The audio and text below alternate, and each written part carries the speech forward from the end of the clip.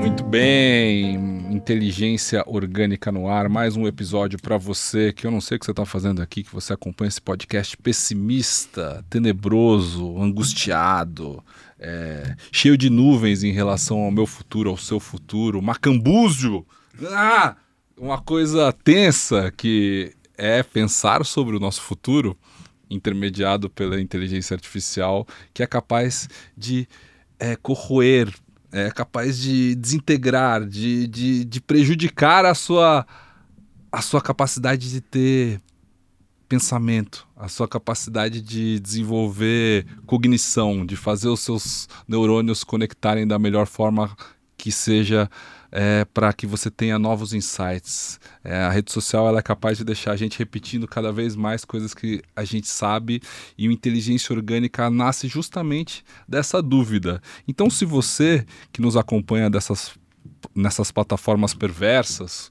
como o YouTube, como o Spotify, não deixe de se inscrever, de deixar o seu joinha, de compartilhar. Não sei se, à medida que esse episódio for ao ar, nós já teremos a ativação do negócio de se tornar membro, mas se torne membro, né? Nós precisamos de recursos para manter essa plataforma no ar, porque somos parte do sistema, mesmo falando como resistência. Apoiem podcasts. Apoiem podcasts que são fruto de um sistema. Afinal de contas, a resistência faz parte do sistema, né? Isso o Matrix já nos ensinou. Mas enfim, hoje um papo muito legal de alguém que eu conheci também por meio dessas ferramentas tenebrosas, dessas ferramentas perversas de Big Tech. Às vezes o algoritmo surpreende. Às vezes. E eu, como não tenho mais o Instagram no celular, e não sigo mais ninguém, eu sou totalmente refém de recomendação. Então eu conheço muita gente porque quando eu estou consumindo ali, que eu entro do meu perfil do computador para interagir, ver mensagem, coisas assim, porque eu não fui capaz ainda de apagar o meu perfil completamente, e nem serei, essa é a verdade, você que me escuta sabe, mas porque eu quero viver daquilo, usar sem ser usado, né? Eu não quero mais ser um consumidor daquilo, mas eu quero ter os benefícios que aquilo pode me trazer, justamente com o meu podcast chegando a mais longe, as conexões como essa que a gente está fazendo aqui agora, porque hoje recebo Léo Andrade. Seja muito bem-vindo. Muito prazer, pô. Lisonjeado de estar aqui. Imagina, prazer é todo meu. E se você já viu algum outro episódio de Inteligência Orgânica, sabe que eu sou um pessimista em relação ao futuro. E eu convido pessoas para eventualmente ter uma mensagem de esperança, uma mensagem otimista. Será que essa mensagem vai vir de você? Seja muito bem-vindo. Cara, talvez sim. Eu sou um pessimista também, assim, eu sou um grande pessimista. Mas eu acho que existe um futuro não palpável para mim que ele entrega alguma coisa, assim. Você estava falando de resistência aí, e sei lá, tem dois pensamentos que me ocorrem que eles me levam para um caminho que às vezes me deixa mais otimista.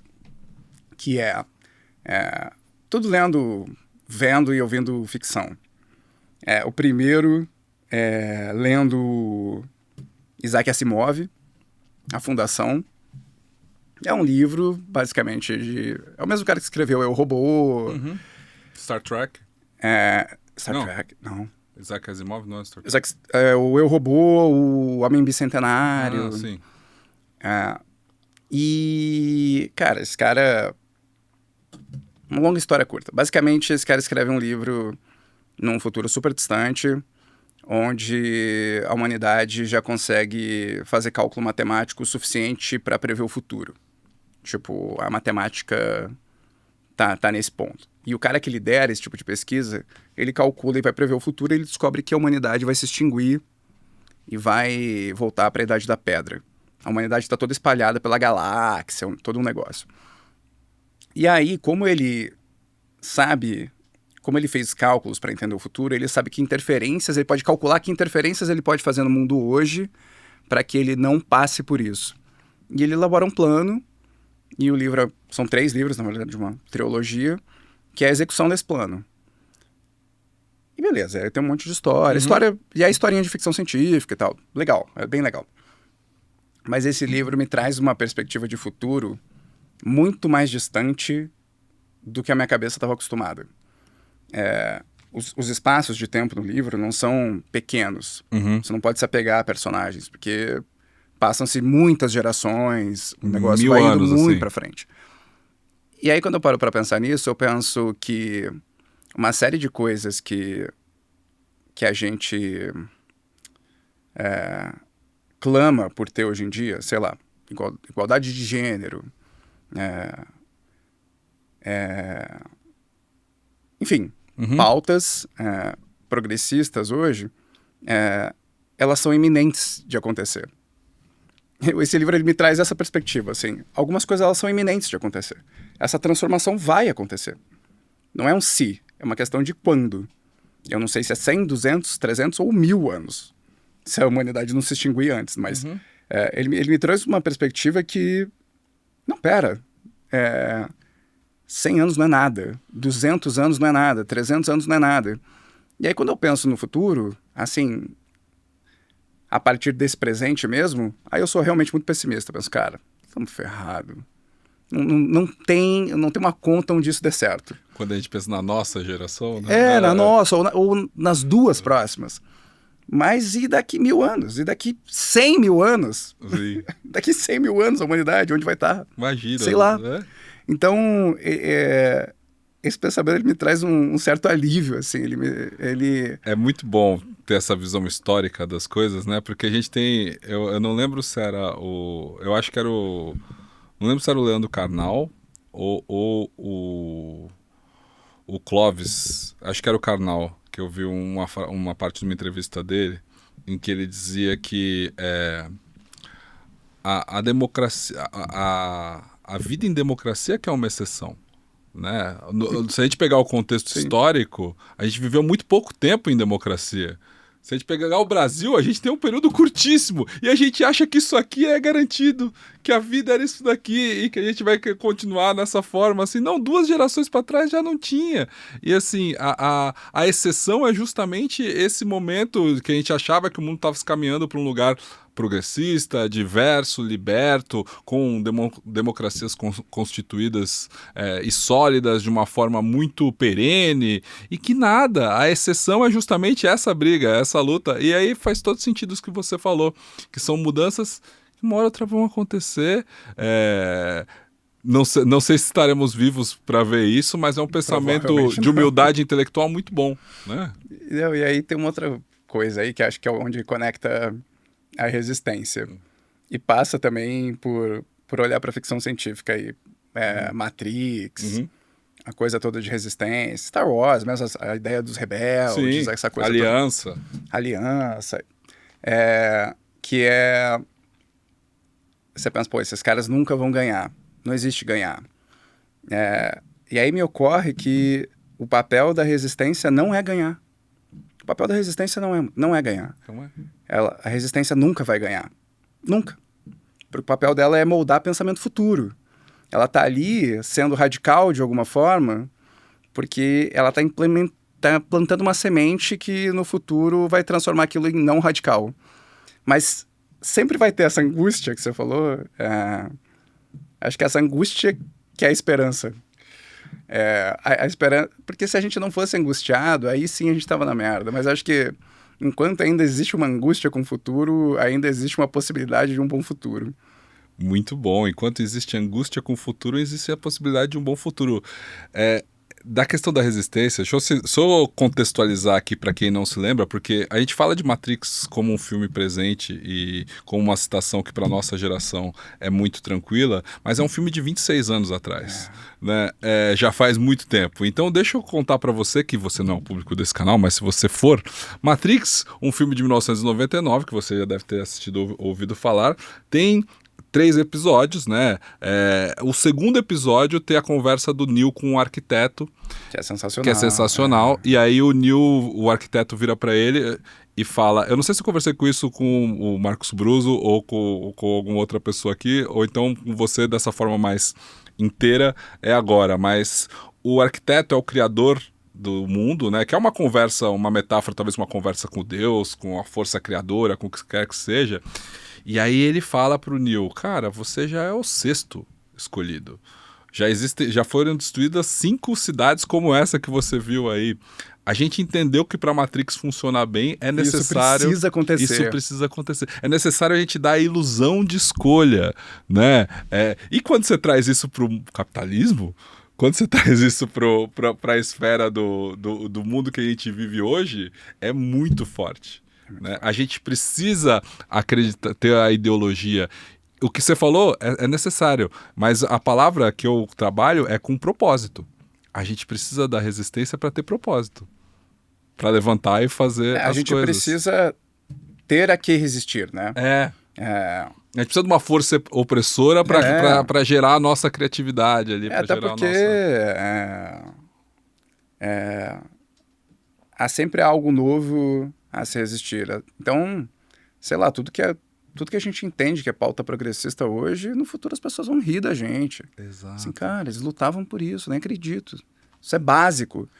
E é tão maluco que a gente nem consegue chegar lá, porque assim, nossa cabeça não alcança o que é esse novo progressista. Não estamos... Não sei. Não somos capazes de chegar tão longe. Quando a gente traz para o mundo das redes sociais, quando a gente traz para o mundo do algoritmo, é mais forte ainda, porque, por exemplo, o vídeo do Felca, né, que faz uma denúncia forte a respeito do abuso de crianças e de pedofilia, etc. e tal, aquele vídeo ele dá 50 milhões de visualizações na mesma plataforma que ele está denunciando. Ele precisa fazer um vídeo no YouTube para falar mal do YouTube. E pro YouTube, pro arquiteto, é tudo parte da mesma, do mesmo jogo. Sabe? Por mais que o vídeo não esteja monetizado, quantos vídeos gerados a partir daquele monetizados, ou quantas não estar monetizado é melhor ainda pro YouTube. Melhor ainda. Aí, beleza. Né? Exatamente. Ou seja, para falar sobre inteligência orgânica, eu tive que criar um podcast. E botá-lo no YouTube, botá-lo no Spotify, botá-lo nas ferramentas que a gente traz. E é isso que vai dar retorno, é isso que vai possibilitar a minha vida e que vai dar pra gente a subsistência. Enfim, o papo já começou desse ponto. Já começou. Como você vê? A questão de rede social, tem muitas perspectivas aí, né? Uhum. Deixa eu matar o papo com outra coisa que você falou. Matar o assunto, não vou deixar passar. É que é muito louco também. Star Wars, né, que você citou, que tem a aliança, a resistência.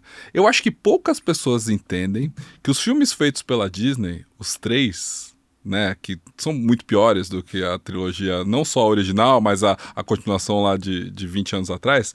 Porém, aquele grupo que se constituiu como vilão ali, como o que a gente encarava como império, era a Aliança Rebelde que venceu. Né? Ou seja, ela também se tornou... O poder também fez a aliança que destruiu o Darth Vader se tornar novamente o vilão a ser batido. E a resistência meio que... acho que é ciclo de cultura contra cultura, né? Ciclo de cultura e contra cultura, isso. Exatamente. Qualquer cultura que acende vai gerar natural... E essa é a graça daquele livro do Asimov também. Uhum. O cálculo, a pira do cálculo está tudo em cima disso. Assim, se tem algo acendendo, ele sabe que dessa ascensão vai nascer gente que se revolta com aquilo. E aí vai começar um movimento que aí, de forma calculada, ele sabe aonde vai chegar. Ele sabe que X% dessas pessoas vão ter um comportamento assim, e não sei o quê, e vai chegar um momento que essas pessoas vão estar no poder, e aí vai acontecer isso de novo. E aquela metáfora é tão boa, porque o lado negro da força volta ao poder por meio de uma democracia. Por meio de um parlamento. Muito bom. Exatamente. É muito bom. É muito bom. Mas enfim, Léo, eu te conheci porque eu vi um vídeo seu falando justamente de como a cultura do marketing de influência, ela é furada. Ela de certas formas, não que ela é furada, mas que ela não é como as pessoas pintam. Era mais ou menos isso que você estava falando ali? Era um podcast com o Clemente, se não me engano. Cara, mais ou menos. Uhum. Sim e não, assim, a ideia de influência, para mim, é uma relação de amor e ódio, assim, porque eu trabalho no mercado que eu amo. Assim, eu acredito de verdade em influência. O Felca. Assim, mas como esse mercado hoje ele está moldado para funcionar, é uma coisa horrível, assim, uma coisa horrível. Para começar, acho que tem assim muitas camadas de horrível. A primeira é como o mercado opera. E isso estou falando do marketing de influência isoladamente, porque tem a creator economy como um todo, que eu acho que é mais coisas, né? Mas o marketing de influência especificamente começa ali, né? Em algum momento, pessoas começaram a ganhar alguma audiência, entenderam que aquilo tem valor e começaram a comercializar isso. Isso virou uma coisa a se desejar, né? A ideia de você falar sobre coisas que você gosta e ganhar muito dinheiro fazendo isso foi atraindo muita gente. E é quem opera nesse mercado hoje. Tem um grupo que é quem agencia esses influenciadores e vende eles para a marca. Então, são as agências de casting. Só que o modelo de remuneração das agências de casting, como é que funciona? Elas cobram um percentual do cachê que o influenciador recebe, tá? Que varia muito e tem um monte de problema de transparência, mas enfim, ela cobra um percentual. O que acontece? Numa grande agência de casting, a exemplo de grandes agências que tem no mercado aí, ela tem o cara que saiu do Big Brother agora, com contratos de 1, 2 milhões, e tem no casting outras pessoas. O modelo de negócio, ele só se sustenta com essas pessoas grandes. Porque as pessoas pequenas, o percentual que é pago não cobre. Não cobre. Então, as agências não querem pessoas pequenas, elas querem só os grandes, ou elas têm as pequenas para equilibrar a imagem. E mesmo que tenha pessoas pequenas, isso seja uma coisa genuína, de diversidade, coisa que tem isso no discurso, mesmo que isso ainda seja genuíno, na prática ele não acontece porque o modelo de negócio não permite. O time comercial de uma agência de casting, eles têm metas agressivas de o quanto eles precisam vender de influenciador. O cara prefere fazer uma venda desse grande influenciador aqui do que 70 vendas desses pequenos. Porque a mentalidade das empresas também não está voltada para o nano influenciador ainda ou já está? Não está. E por uma série de motivos. Assim, culturalmente se fala muito do nano e tudo mais, mas na prática é pouca gente que está operando de fato. Para as agências de casting é isso. Ela quer o cara grande porque é o cara grande que dá dinheiro para ela. E ela não tá nem aí com carreira. Ninguém tá cuidando de carreira. Assim, ninguém não. Tem gente sim cuidando de carreira. Tem amigos com empresas que cuidam bem de carreiras de influenciadores, mas de forma geral ninguém tá cuidando de carreira. E mesmo com esse grande influenciador, assim, traz projeto. Porque a hora que esse cara esgotar, eu agencio o próximo.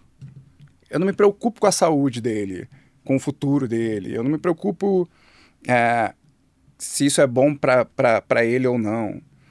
Não preciso me preocupar, porque a hora que ele esgotar, eu já estou agenciando o próximo grande nome que... Então é uma máquina de triturar gente. Não tem divisão dentro dos times comerciais que diga que você tem uma meta aqui e uma meta aqui. Não, é uma meta de dinheiro. Então, a galera menor ali fica completamente não assistida. Assim, Como você chegou nessa opinião e nessa clareza sobre esse assunto? Tipo, quem é você? Como que você construiu essa imagem? Cara, eu trabalhei com propaganda praticamente minha vida toda. Estudei design de produto. Estudei artes cênicas e design de produto. Trabalhei com propaganda minha vida toda, na área de estratégia de comunicação. Passei por grandes agências, atendi Nestlé, atendi Heineken, tive um monte de grande projeto, vivi a vida clássica do publicitário, de ganhou F, ganhou prêmio com Cannes, campanha que ganhou Cannes. Em algum momento eu já estava cansado da propaganda, mas ainda com uma expertise, um repertório completamente na estratégia de comunicação, eu migrei para o mercado de influência para cuidar de estratégia para marketing de influência.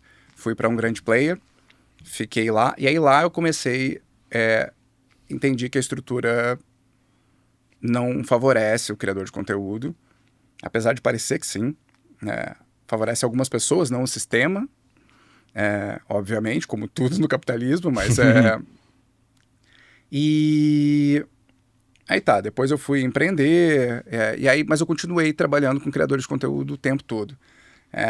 Na produtora, no audiovisual, trabalhando com criadores de conteúdo o tempo todo. Depois veio a pandemia, eu abri meu próprio negócio de marketing de influência, eu agenciei influenciadores, e eu vi na pele a coisa de, com um influenciador grande, eu ganho dinheiro, e com esses outros aqui, eu estou trabalhando por eles, mas é difícil equilibrar esses pratos. E aí eu parei de agenciar pessoas, justamente pela ideia de, putz, se eu não puder cuidar da carreira dele, eu não estou oferecendo um produto, de fato, para esse cara. Então, eu fiquei no modelo de negócio de intermediação, que é ajudar uma marca a encontrar o melhor influenciador ou a desenhar uma estratégia que envolva influenciadores. Uhum. E desenvolvi meu negócio assim. E aí, comecei com nada, né? Tava saindo de um negócio que estava passando por problema na pandemia. Comecei esse negócio de influência do nada, com o dinheiro que ele mesmo gerava. Se eu investir 20 mil reais foi muito. Uhum.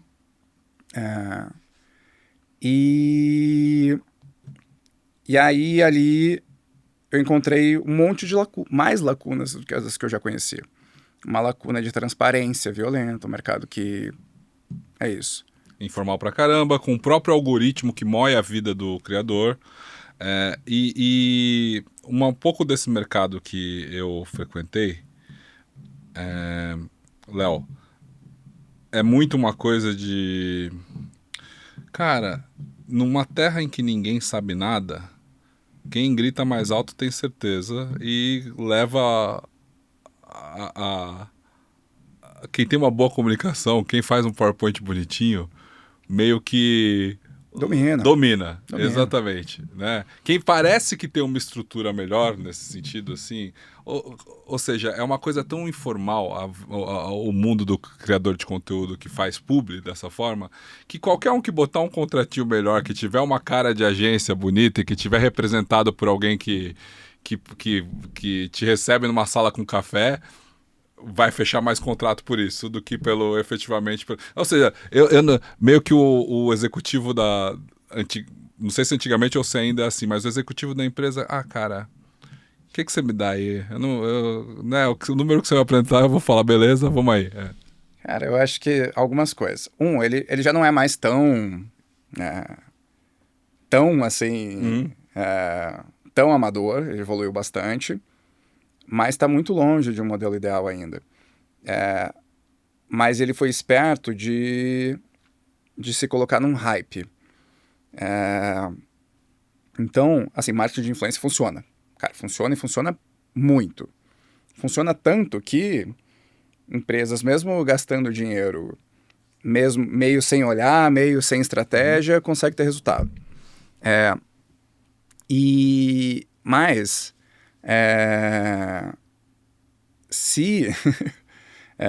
eu acho que eu me perdi no meu raciocínio, mas ele Porque funciona... assim, quem controla o alcance do influenciador não é o próprio influenciador.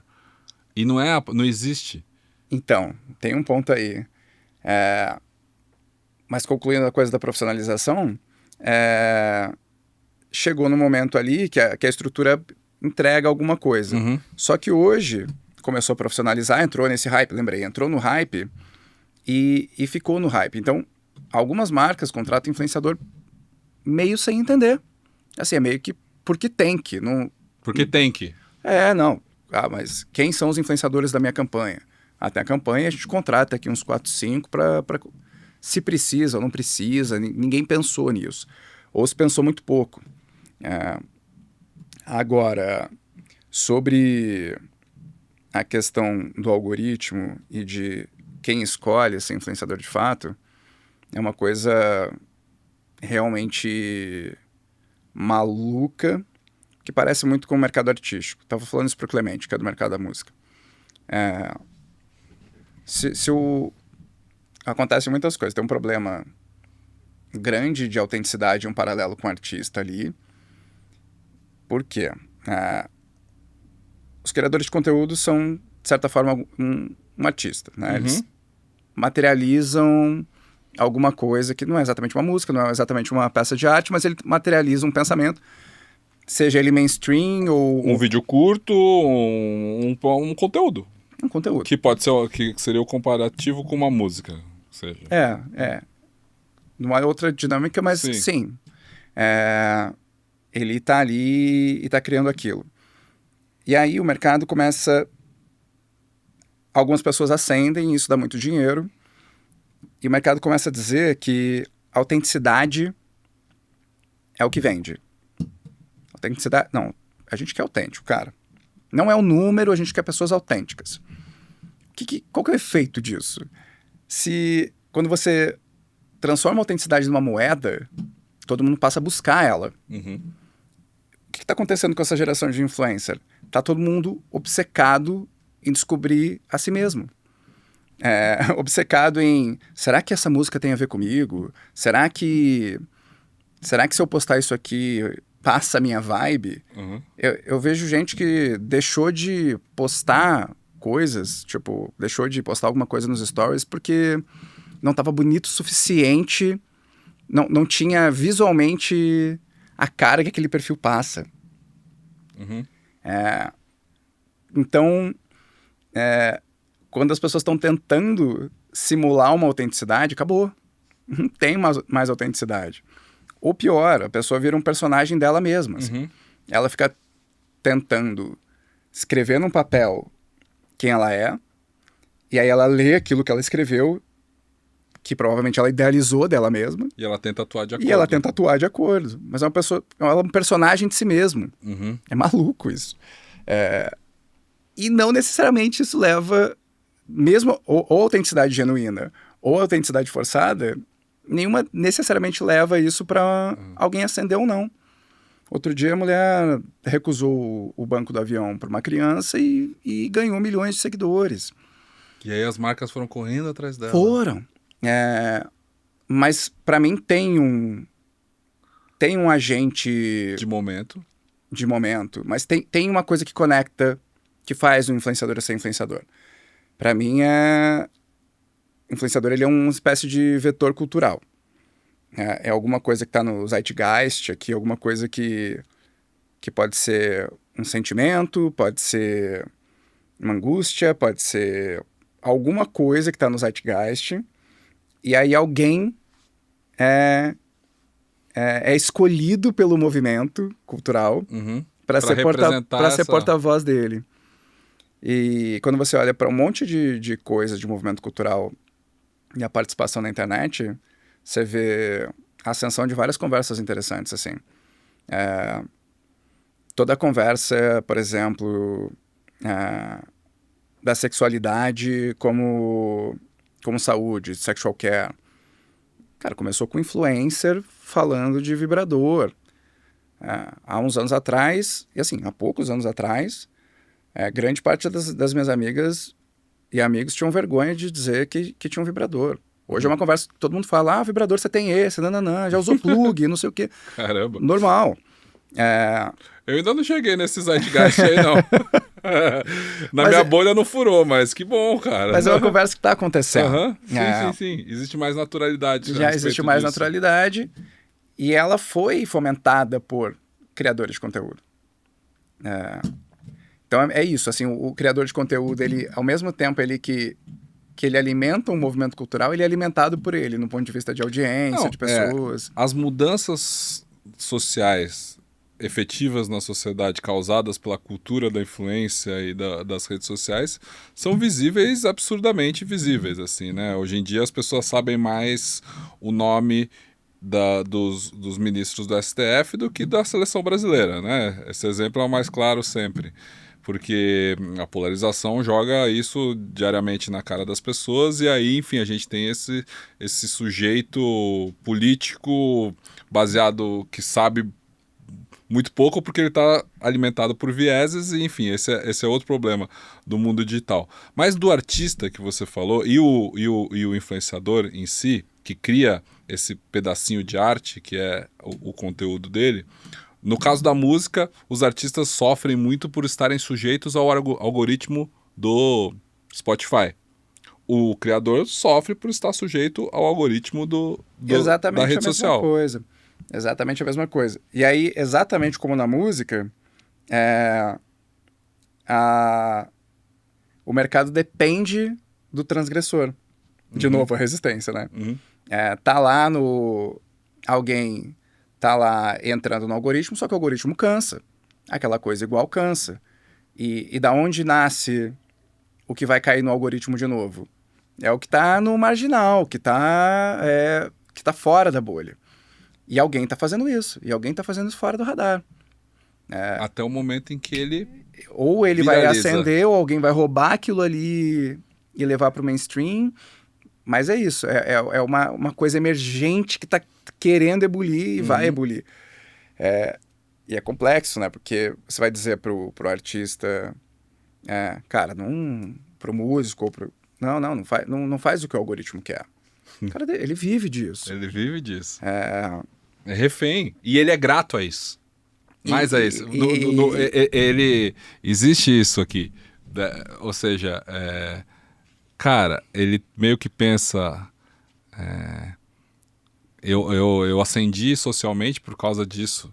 Né? Ou seja, eu tenho a gratidão. Se não fosse essa plataforma, eu não teria fãs, eu não chegaria a outras pessoas. E agora essa plataforma não está entregando mais meu conteúdo, só que o problema está comigo. E aí essa sensação, né? Porque todos os criadores de conteúdo que eu conheço tiveram ou vão ter burnout em algum momento. Porque é o mesmo problema da autenticidade. É muito foda ser produto de si mesmo, né? Uhum. E é como é que você reinventa o seu produto, se o seu produto é você. Né? Vai reinventar o seu produto, mas, cara, sou eu, né? Assim, sempre fui eu, e agora? Em algum momento você tá no olho do furacão, outra hora não. E aí você vê... E é até triste, quando você vê alguns criadores de conteúdo que já foram super expoentes, hoje, quando você vê eles fazendo uma força para tentar entrar em algum assunto do algoritmo, tentar entrar em alguma pauta, e não cola. Uhum. Não cola. É complexo, assim, é muito complexo. Mas você viveu com perdas esse momento da mudança da verba das empresas, assim, de sair do mundo da mídia formal para o digital, assim, ou seja, a cultura do marketing de influência te atingiu de alguma forma? Me atingiu positivamente, porque eu sempre estava, e não por mérito, acho que por um conjunto de coisas, sempre estava um passinho na frente do que estava acontecendo. Então, quando eu estava na propaganda, eu comecei a trilhar um caminho digital um pouco, e assim, não muito antes, mas sei lá, um pouquinho antes, e isso me permitiu quando fui trabalhar em grandes agências, os caras, nossa... É o menino que manja. O cara do digital. Uhum. O cara do digital. E aí, a mesma coisa com influência. Então, eu estava um pouquinho na frente, assim. E aí, eu vi essas verbas esvaindo para outros lugares, mas eu estava indo junto para esses lugares, então... Que bom. E não houve um momento em que o marketing virou mais coisa de engenheiro, e principalmente o de influência, do que de publicitário? No sentido de que é tudo métrica. Houve aquela mudança, em primeira coisa, que a verba é para quem tem mais seguidores, depois é para quem tem mais engajamento. Aí depois ficaram procurando métricas, KPIs de engajamento. E aí o mapeamento de todo o funil. E aí aquela coisa assim... O marketing virou uma coisa de engenheiro? Cara, não virou. Puramente o marketing não virou. Eu acho que o digital ele trouxe essa dimensão pra gente de medir as coisas. Melhor, né? E, cara, tá aí. Marketing de performance é um negócio absurdo, cara. Absurdo. Funciona muito. Um negócio assim. Absurdo. É absurdo.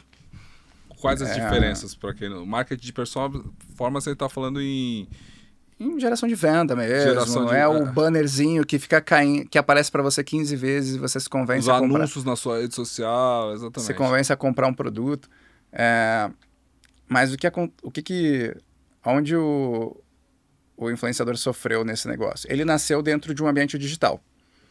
E por ser um ambiente digital, se esperava o mesmo tipo de medida que você está acostumado com o ambiente digital. Quantas pessoas clicaram, quantas entraram no site, saíram. Só que as variáveis de um influenciador, elas são muito maiores. O humor do cara no dia que ele fez o conteúdo pode impactar no resultado. Uhum.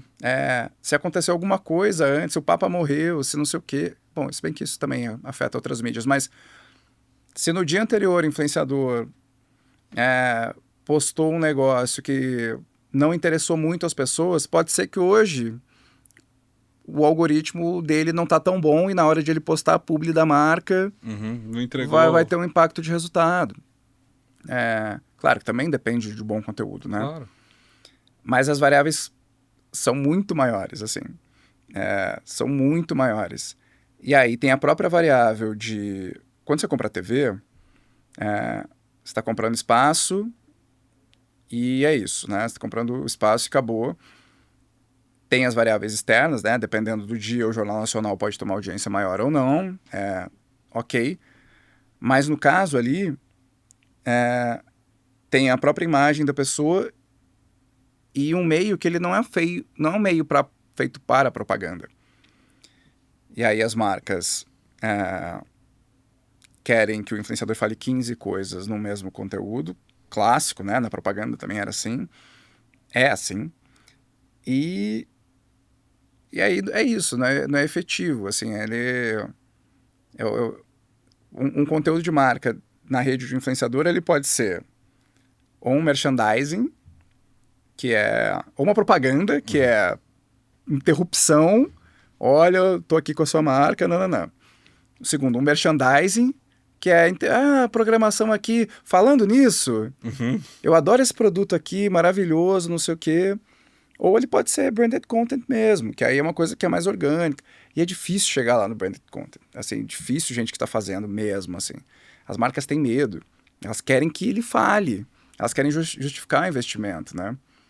A justificativa do investimento, ela leva a muitos erros, assim, no marketing de influência. Muitos erros. A justificativa do investimento, né? Porque ele quer ver você falando, compre batom, né?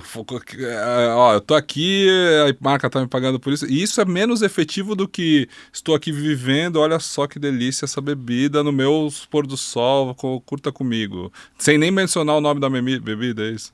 Porque o marketing de influência, para mim, assim, no estado da arte dele, ele é Inception. Ele vou inserir uma ideia na cabeça de alguém sem essa pessoa perceber que essa ideia está sendo inserida. E depois essa mesma pessoa vai ser impactada em outro lugar com uma mensagem de venda. Isso. E aí ele nem vai saber por que ele quer comprar esse. É aquela coisa, assim, você nem sabe que Jequiti. É o Jequiti. Jequiti, pra quem não sabe, o Silvio Santos colocava no meio da programação a imagem de Jequiti, 2 segundos, daquele jeito Clube da Luta, de que o seu cérebro acha que registra e não registra, aí de repente você tá comprando Jequiti e nem sabe por quê, né? Que é proibido, inclusive, né? Pelo CONAR, sei lá, qual que é o órgão que faz, mas enfim. Mas deixar uma isso. sementinha, você tava falando? Não, é isso, assim, de você colocar o produto num contexto, colocar um influenciador que tem uma característica mais aspiracional, por exemplo. Quando ele está usando um produto, as pessoas desejam aquele produto. Isso é influência, né? Isso sendo pago ou não. E aí, na hora de pensar a estratégia de influência, que se peca nisso, assim. Tenta fazer uma estratégia como se fosse... Propaganda. E não é. Não é. Ela é uma outra coisa. É a mesma lógica do filme do Inception mesmo, que é... Cara, os caras do filme, né, entram lá... Não, eu vou ter que achar uma conexão dele com o pai dele, ele odeia o pai, tem uma relação ali. É quase isso, assim. É você... Pro cara tomar uma ação quando ele acordar. Pra ele tomar uma ação quando ele acordar. Aqui é, claro, numa outra dimensão, mas A lógica é parecida, né? Mas como você convence o acionista lá da empresa, o cara Não com a convence. caneta? Não convence, é muito difícil. É bem difícil marcas maduras que estão dispostas a ter esse tipo de conversa. Outro movimento super comum, motivado pela tentativa de justificar o investimento, foi a ascensão de influenciadores que têm uma criação de conteúdo audiovisual mesmo mais bacana. De roteiro, de vídeo, de corte, de produção. E a gente está vivendo esse movimento ainda. Ainda está no hype esse tipo de influenciador. A meu ver, óbvio, é muito legal. É bacana pra caramba. Mas está se recorrendo a esse tipo de influenciador mais pela falta de conseguir justificar a verba. Então, se eu não estou conseguindo justificar um investimento alto, pelo menos eu tenho algo a mostrar e dizer, mas olha a produção de conteúdo desse cara. Isso aqui agrega branding, tipo... Não, aqui, se a gente fosse gravar isso aí, a gente ia gastar muito mais, não sei o quê. Tem uma coisa ali sobre o tangível daquela produção. Mas isso também leva a erro, porque às vezes o influenciador que faz esse tipo de conteúdo não está falando nem com a audiência que é o público da marca. E quanto ao Léo, qual que é o marketing feito certo hoje, dentro do mundo digital? Existe isso? Não sei se tem certo. Ou mais completo? O que você quer dizer? No sentido assim, as agências de influenciadores hoje não fazem um bom serviço, pelo que você falou. Não. O que seria um bom serviço? Um bom serviço seria estratégia. Estratégia de fato, assim, não é... No podcast do Clemente, talvez tenha sido o trecho que você viu. O mercado hoje, quando vai fazer uma estratégia de influência, e assim, é quase que unânime você receber um desenho de uma pirâmidezinha dizendo, olha, para a sua campanha você vai precisar de uma celebridade, 5... Eu vi no meio mensagem hoje. Hoje de manhã. Chegou no final de semana, meio mensagem, uma página enorme dizendo o papel dos influenciadores, celebridade, autoridade, não sei o que, nananã, mesos, não sei o que, nano, engajamento. Pô, tem celebridade que dá engajamento, tem celebridade que converte. Dá para fazer awareness com micro-influenciador, se você quiser. Contrata um monte, isso é awareness. E às vezes vai ser mais barato que contratar o... Autoridade não necessariamente vem de uma grande audiência ou de uma celebridade. Às vezes está numa outra pessoa.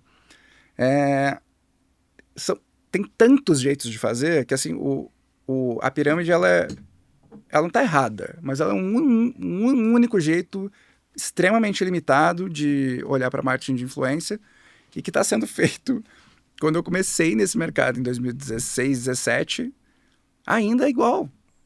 Caramba, até eu já tinha essa visão lá atrás. Já tinha. Aliás, o mercado tá parado lá atrás, assim. Caramba. Você pega hoje... Dá vontade de rir até. A gente tá relançando o nosso negócio e tal. E aí fez uma super análise de concorrência para entender como que tá todo mundo atuando. Isso vim fazendo nos últimos 2 anos, assim, mapeando o mercado mesmo. E quando eu olho, assim, as planilhas com os nomes de influenciadores que chegam de uma empresa hoje, elas são iguais. A mesma empresa está usando assim, a mesma planilha que ela usava há 10 anos atrás. Só apagando o nome, mudando linhas. Ali. Assim não mudou o layout da planilha. Ele não tá mais nem mais bonitinho. Ele ainda tá feio, sabe? Preço do Stories, preço do feed, é isso? Tipo... Cara, igualzinho. E aí dá vontade de rir, você fala assim, não é possível. Não é possível. E nasceu muita tecnologia no meu mercado, né? Mas acho que aí entra um pouco do engenheiro. Acho que veio muita gente tentando achar uma solução que aperta um botão e as coisas se resolvem. E ninguém desenhando tecnologia para resolver de fato as pequenas dores que se tem na operação de mercado como esse. Porque ele é muito manual. Ele é tudo muito manual. Então, mesmo com IA. Mesmo com IA.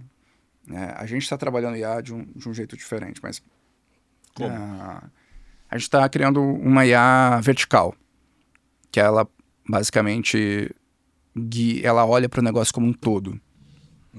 Desde a rentabilidade financeira, a relação com os influenciadores, tudo. Como agência? Como agência. Mas a gente está no desenvolvimento dela, né? Mas é mega complexo, porque eu tenho que... É como se eu desenvolvesse várias IAs diferentes. Vários agentes. E não é só agente, é uma mistura de agente com sistema. Então, nosso time a gente tem um desenvolvedor, que é o desenvolvedor clássico e tudo mais. Tem um desenvolvedor especializado lá na LLM em estruturação de dados e leitura de dados e como output de dados para coisas que a gente quer. E as pessoas que conseguem fazer a ponte entre essas duas coisas. Assim. É como se eu pegasse um sistema clássico de uma coisa que já existe e botasse IA naquilo. A gente já usa. Isso é mais que a gente. É um negócio... É bem avançado mesmo. Mas... Você tem você vê o nível da maluquice e do quão manual é esse mercado. Tem um monte de tecnologia, e um monte de tecnologia há mais de 10 anos nesse mercado, e até hoje, os resultados de uma campanha de influenciador, se o influenciador não faz um opt-in lá na plataforma, então não dá para medir ali pela plataforma, é o print. Do view. Cara, ele manda o print. E assim, não é a minha empresa porque é pequena, não, todas. A grande, a maior, o maior player que acabou de ser vendido para um grande grupo por 500 milhões de reais também recebe print e tem que planilhar esse print. Cara. Imagina, você tem que pegar um print, 100 mil views, colocar na planilha 100 mil views. Quanto se coloca? Também às vezes nem coloca, né? E aí o que faz com esse dado, Léo? O que o cara que recebe faz com esse... A gente faz muita coisa com esse dado, mas o mercado usa pouco esse dado. Porque exato. A gente tem um banco de dados de tudo que a gente já fez. Tudo bem. Porque como eu estou mais imerso dentro do que é o marketing digital, então a jornada inteira do cliente do infoproduto ela é mapeada, eu sei exatamente a partir dos pontos de contato, quantos que vão chegar na venda, quantos que chegam no checkout, e aí eu tenho efetivamente o que deu certo, o que não deu, os criativos, as campanhas, etc e tal, o orgânico pode trazer, os leads estão tudo certinho, então é tudo dentro do online. Mas o cara que vende Omo e faz uma campanha com a influenciadora que tá lavando roupa lá na casa dela e aí mostra o Omo, de que adianta esse número desse print? Ele consegue, lá na boca do caixa do Carrefour, traquear isso? Não consegue. Não consegue, né? Mas ele também não consegue da TV, ele Nunca também não consegue do conseguia. rádio, ele também não consegue do podcast, ele não consegue. E é por isso que o influenciador, ele... Apesar de ele estar no meio digital, ele está erroneamente colocado como uma coisa dentro do marketing digital. Para mim, ele é uma outra disciplina. Eu tenho o marketing tradicional, eu tenho o marketing Ele está como mídia, ele está como Big Brother, ele está como Globo. O cara que sai do Big Brother continua sendo para a empresa como um agente de Big Brother. Assim, aí é como o número de Bop dá o número de audiência, é a mesma coisa o número de view nos stories, é isso? O lance é o marketing de influência como uma disciplina. Então, eu tenho o marketing de experiência montando ativações de marca. Eu tenho marketing digital pensando em outras coisas. Eu tenho marketing... O marketing de influência ele não é um braço do digital. Ele é uma outra coisa. Ele é uma outra coisa. Tem que ser medido diferente, tem que ser pensado diferente. Faz muita diferença. Quando você abandona, assim, não, isso não é digital. Isso aqui... Então o print justifica, de certa forma. E o print, ele revela muitas coisas. E aí, cruzando com outros dados, especialmente quando você tem resultado acumulado, aí você começa a entender para onde vão as coisas ali, o quanto afeta. E às vezes a gente consegue convencer as marcas também a fazer ações isoladas com influenciadores. Então, se num determinado período, fazendo só ações com influenciadores... Aí você consegue medir onde é que no PDV. Não completamente, porque assim, né, tem uma construção de marca já feita, tem uma série de outras coisas, mas é um pouco mais fácil de você aferir algum tipo de resultado. Ainda mais quando elas só têm verba para estar no digital, as marcas, como é a realidade da maioria das coisas hoje. Né? Mas o que você falou me chamou a atenção do grande player que foi vendido por, por milhões, o trabalho ainda é intermediação e ainda é custo de exposição, né? É isso. E eu perguntei para você também, emendando essa pergunta, qual que é o caminho ideal que tua agência nova, ou que o trabalho que vocês estão fazendo, que você diz que é tão mais completo? O primeiro sobre o grande player, eles não são um negócio só, na verdade eles são um Ecossistema. ecossistema de vários negócios, então eles têm agência de casting, eles também têm um negócio que concorre com o meu. Assim, concorre não, porque eu não sou nem concorrente deles, pensando no tamanho de investimento que eles circulam ou não, eles nem deveriam me considerar um concorrente. Mas... E, obviamente, tem iniciativas lá de tecnologia, de tudo, para fazer as coisas serem mais automáticas, mas eu sinto que o mercado... E eu fico falando, às vezes, e fico contando para o mercado o que ele precisa dizer, né? O que ele precisa fazer. Não deveria, mas acho que o mundo é de quem faz. Mas o mercado, ele fica olhando muito em coisas meio da porta para fora e não está pensando em tecnologia da porta para dentro. Ou quando isso está sendo liderado por alguém que está completamente descolado do dia a dia, então fica trazendo um monte de soluções que não resolvem. Uns exemplos, assim, simples. Uma grande parte de tecnologias para operar campanhas com influenciadores, assim, quero contratar muitos de uma vez só, tem um problema com fazer o pagamento desses influenciadores pela tecnologia, porque o influenciador tem um agente. E pela tecnologia só dá para subir um pagamento, uma nota. Então já não dá para ser pela tecnologia. E aí não dá para ser nada pela tecnologia por causa disso.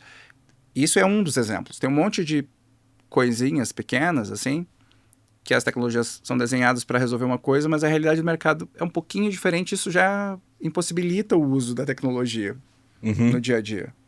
Você falou que é um mercado manual. Né? É um mercado muito manual. Ele é muito manual. A conversa toda com o influenciador é no WhatsApp.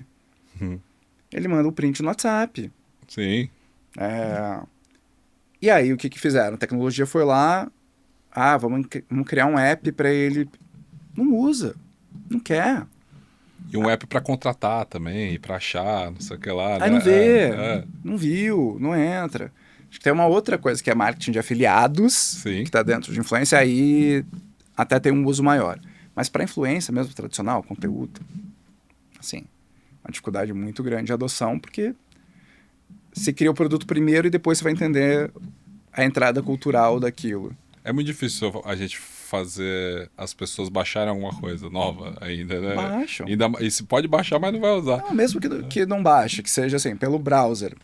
Não usa. Não usa. Não usa. Eu fico pensando agora que eu tive que baixar o negócio do ingresso do Detal, lá, que é um outro aplicativo para gerar o ingresso. Daí eu fico falando, cara, o que eles vão me fazer nesse aplicativo, né? Porque você põe lá, sei lá quantas mil pessoas, né, ao longo de todos os dias. A empresa tem na mão um grande ativo, mas eu nunca vou abrir esse aplicativo de novo se ele não... O que eu vou... O Detal daqui o ano que vem, Rock in Rio, o que for... Pô, mas é que eles ganham no momentinho que você libera para leitura de dados... pelos outros, exatamente. Pronto, cara. Aí é dado da sua vida. É verdade. Aí é dado da sua vida. Mas eles têm, né? Tem. Eu não acredito na privacidade já há muito tempo. Não, já era. Já era. Acabou, esquece. O falso engano, a falsa segurança de que a gente acha que a gente tem privacidade é um mito do século XX, passou. O caminhoneiro que tem 3 famílias e tal, pô. É engraçado falar disso, porque outro dia eu tava, não sei falando com um amigo que lembrou do fim do mundo em 2012. Lembro. Tava falando de profecia maia e tal, e aí a gente falando da profecia, ele falou, pô, uma das coisas da profecia era que a mentira no mundo ia acabar. Eu pensei, cara, de certa forma, talvez a profecia não tivesse errada. Porque a profecia dizia que a partir de 2012... Quando começa o Instagram. Em 2012, a mentira ia começar a deixar de existir, porque as pessoas não conseguiriam mais. A nossa leitura de qualquer coisa que é uma profecia é uma coisa meio espiritual e tal, né? Mas e se é basicamente a tecnologia que está trazendo uma impossibilidade de... aumentando ou diminuindo, na verdade, a possibilidade das pessoas mentirem. É verdade, a gente tem a nossa vida devassada e que vai ser cada vez mais com opt-ins e opt-ins lidas por IA, que vão fazer ali, já fazem a escolha dos seus e-mails, o que sabendo efetivamente tudo que você lê, tudo que você consome, e esses dados já estão aí. Se você está traindo a sua esposa, o seu GPT já sabe, né? E você não precisou ter dito isso para ele. Não precisou, o teu comportamento imagina. já acusou isso. Isso é uma coisa que eu falo há uns 4 anos, assim, que eu falo para as pessoas. Esse negócio é impressionante. Eu preciso de um tênis, aí eu falo para minha esposa que eu preciso de um tênis, depois eu abro a rede social, vem uma propaganda de um tênis. Eu falei, cara, você não é tão importante. Ele pode até ter te ouvido, né? Existem, né? Provas de que o microfone pode ouvir com o celular, só que não precisa para saber que você precisa de um tênis, né? Não precisa. É muito dado e muito cruzamento.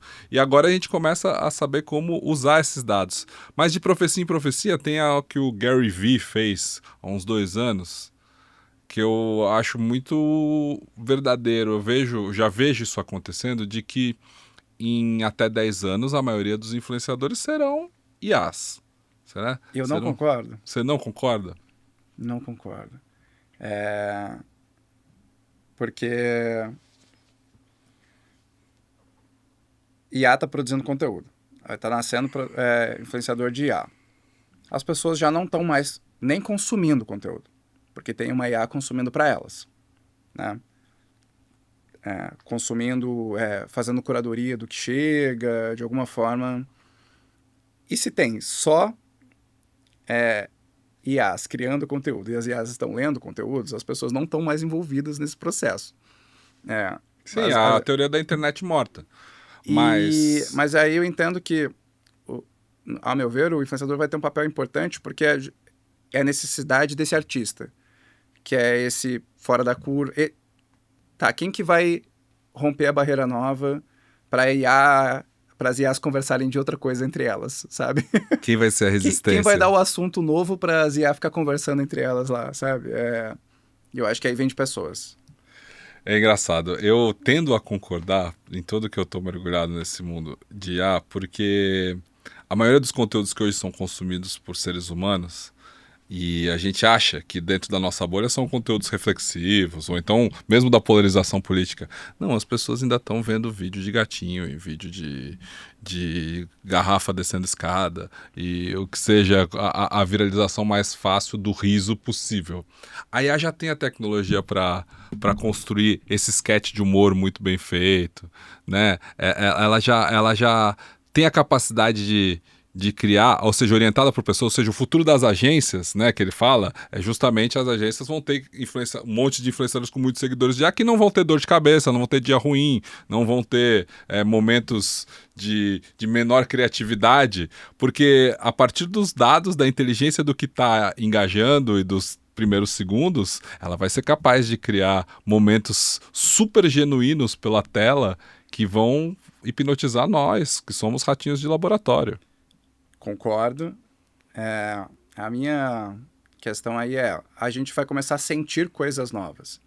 E uma vez que angústias novas, felicidades novas, e aí ela só sabe trabalhar com o que tem. Ela não consegue prever o que a gente não sentiu ainda, ela consegue prever o que a gente está sentindo.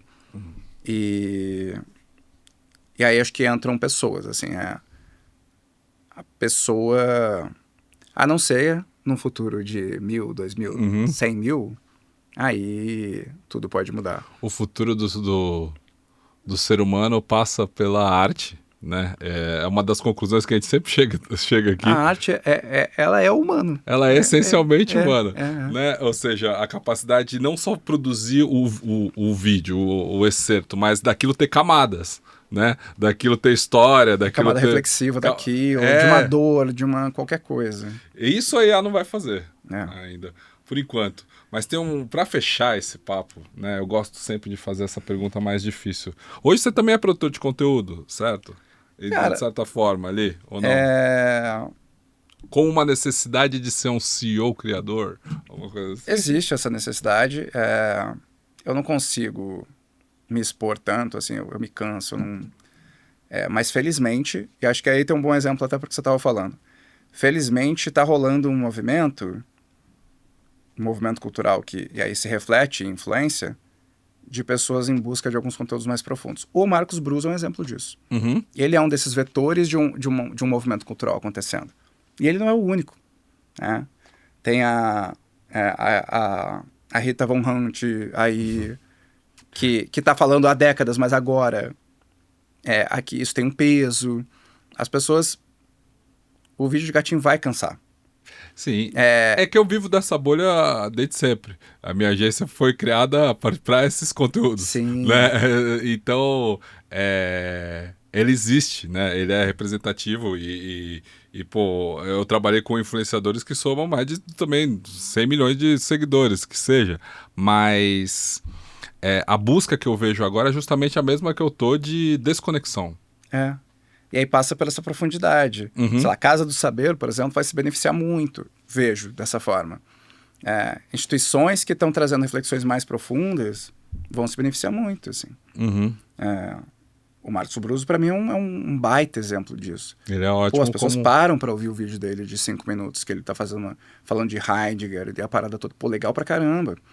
As pessoas estão lendo, e aí vão atrás de ler filosofia. Se alguma pessoa sair do vídeo e abrir o livro de Heidegger, tá excelente, é o que ele fala, né? E é o que a gente fala desde o começo. Se alguém pegar um cartazinho do Cortella com uma citação, né, e for atrás dessa citação do livro completo, já valeu a pena. Porém, as pessoas precisam ler essa citação com a capacidade de perguntar: será? Né? A capacidade do serazinho. De pensar com a própria cabeça, né? Que é o cálculo que você faz, Léo. E a pergunta difícil que eu faço no final é a seguinte: você já tem lá quantos seguidores hoje no Instagram, pelo pouco trabalho que você faz?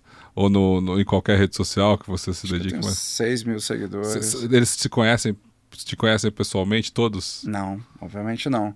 Mas é que aconteceu um fenômeno específico. Sei lá, eu tinha menos seguidores, tinha uns 2, 3 mil seguidores. E isso mudou para 6 mil seguidores.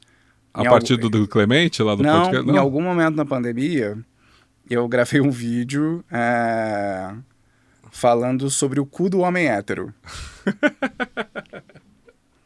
Falando sobre como homens héteros não, incluindo nisso, não experienciam a ideia de um lugar que pode ter muito prazer, que é a próstata.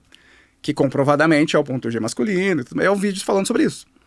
E aí deu uma viralizada, assim, sei lá, ganhou uns 300 mil views, um monte de gente me seguiu, foi legal pra caramba, assim. Gerou conversa pra caramba. E aí as pessoas, faz mais, mas é que era isso, não era um movimento meu de ser influencer. Era tô compartilhando uma coisa e acabou. Não vou falar mais disso. Não tem mais profundidade do que isso aqui, exatamente. Não, fala de masculinidade, puta, eu não sou esse cara. Eu vou cair no meu próprio erro ali, Sim. né? Mas aquilo ali...